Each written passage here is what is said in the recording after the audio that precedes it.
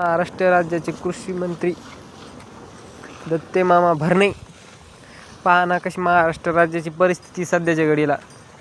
म्हणजे मी मंत्री झालो, मी शेतकऱ्याचं मायबापाची तर वाहून चालली. तर तुम्ही काय कामीचे द्या ना, कोणाला तरी काहीतरी द्या. नाही तर काहीच नाही, मंजूर काहीच केलं नाही तुम्ही. आता डायरेक्ट जालना जिल्ह्यात डायरेक्ट सगळ्या शेतकऱ्यांना डायरेक्ट जालन्यात हाजीर हो, डायरेक्ट आमरण उपोषण करा सगळ्या शेतकऱ्यांनी. एक बी नाही राहू घरी, काहीच नाही. सरकार पाहिजे काय करायचं नंतर.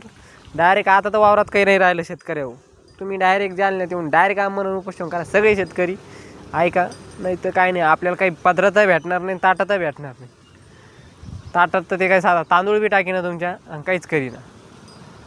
खायला तर काही नाही राहिलं का, राही ना, काहीच करायचं काम नाही. गेलं तर ते पुरा माल तर वाहूनच गेलेला आहे. आता काही राहिलंच नाही. आई ढोरं वगैरे ते बी नादाडीनं वाहून जाऊ दे. आता त्याला काही इलाज नसतो, त्याला म्हणा ते बी वाहून जाऊ देतो म्हणा, मग बाकी करतो म्हणा आम्ही. असं करायचं काय करायचं तर काय नाही. सरकार